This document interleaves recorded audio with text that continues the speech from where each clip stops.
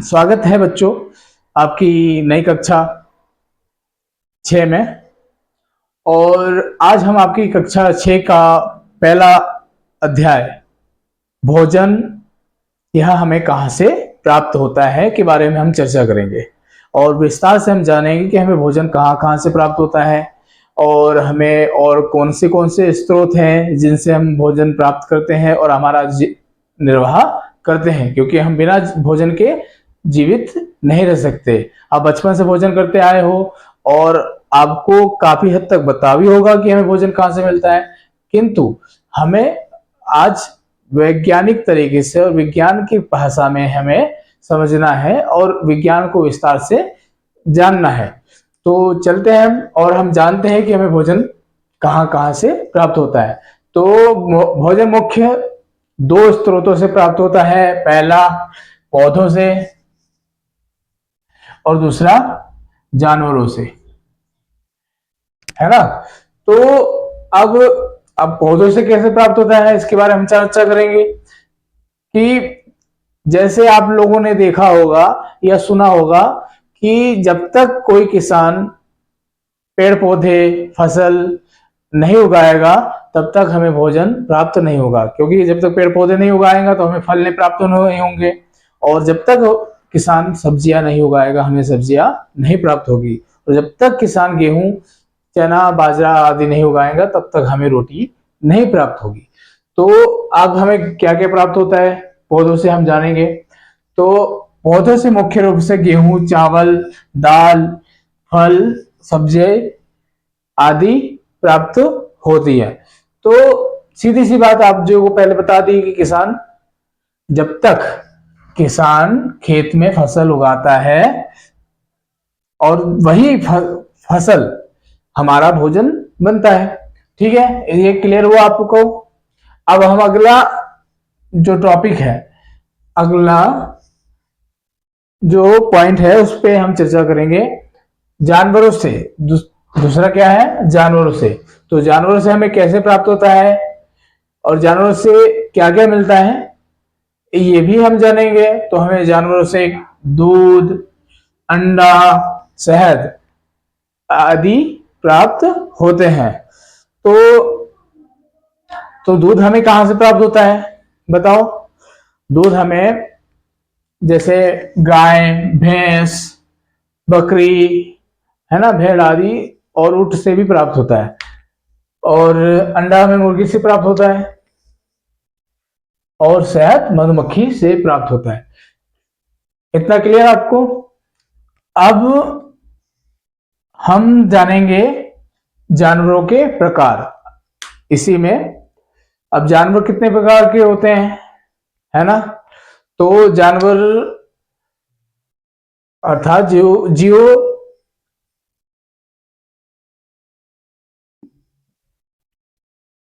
पहला होता है शाकाहारी, दूसरा मांसाहारी और तीसरा सर्वाहारी।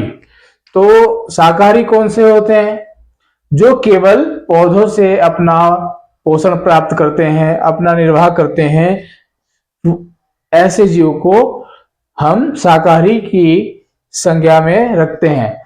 ठीक है, तो इसमें कौन कौन आएगा, गाय आएंगी और बकरी आएगी, है ना। तो अब दूसरा जो पॉइंट है मांसाहारी। तो मांसाहारी की हमें कहा, मांसाहारी जीव कौन से होते हैं बताओ।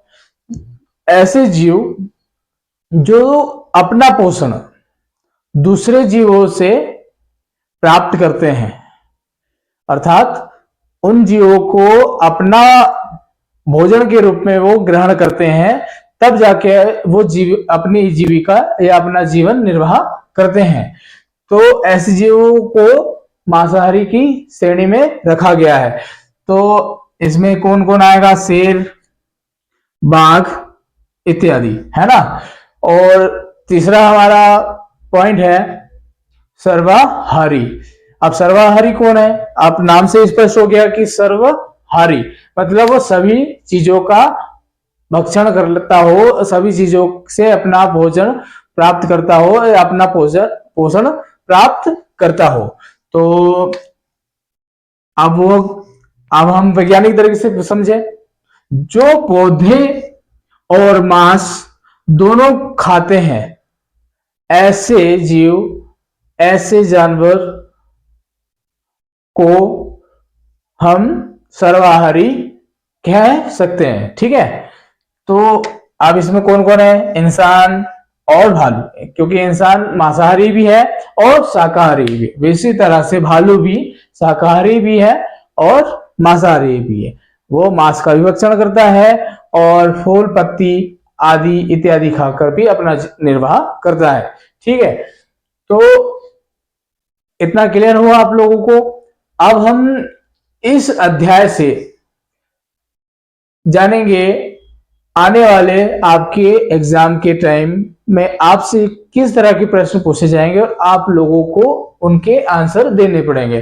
तो महत्वपूर्ण प्रश्न इस प्रकार है कि हमें भोजन कहाँ से प्राप्त होता है। तो आप बताएंगे कि भोजन हमें पौधों से और जानवरों से प्राप्त होता है, और वो किस तरह से होता है आप जो को क्लियर कर चुके हैं, है ना। तो आपने बताना है। अब इसमें दूसरा प्रश्न ये है कि शाकाहारी किसे कहते हैं? तो शाकाहारी जीव किसे कहते हैं? शाकाहारी जीव जो केवल पौधे खाते हैं या पौधों से पोषण अपना करते हैं, जैसे गाय, बकरी इत्यादि, ये सारे जीव शाकाहारी की श्रेणी में आएंगे।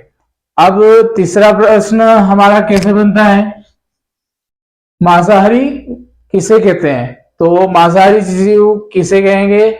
जो दूसरे जानवरों को खाता है, जो दूसरे जानवरों से अपना पोषण प्राप्त करता है, जो दूसरे लोगों को अपना भक्षण करता है, वो शेर, बाघ इत्यादि जो है मांसाहारी की श्रेणी में आएंगे। ठीक है, क्लियर इतना। अब हम चलते हैं तीसरा, जो मुख्य है सर्वाहारी। आपको पहले बता चुके हैं कि सर्वाहारी है ना। तो चौथा क्वेश्चन हमारा कहां बन जाएगा? सर्वाहारी कौन होता है?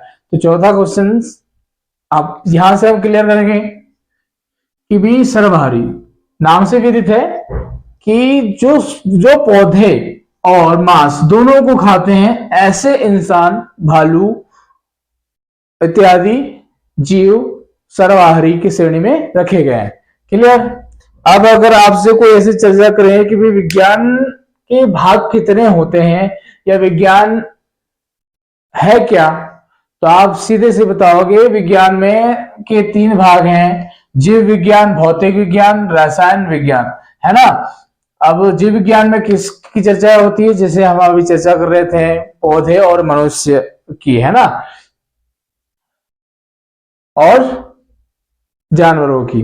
ठीक है। भौतिक विज्ञान में क्या है? जो हमें दिखाई दे रहे हैं, है ना, प्रकाश, ध्वनि, बिजली, गति आदि जो भौतिक वस्तुएं हैं, भौतिक चीजें हैं, जैसे ये पृथ्वी भी है ना, ये सारी चीज भौतिक विज्ञान के अंतर्गत आएगी। अब रसायन विज्ञान में क्या आएगा? जो कि द्रव्य हो, है ना, पानी, हवा, धातु, रासायनिक परिवर्तन इत्यादि, ये सब विज्ञान के भाग हैं।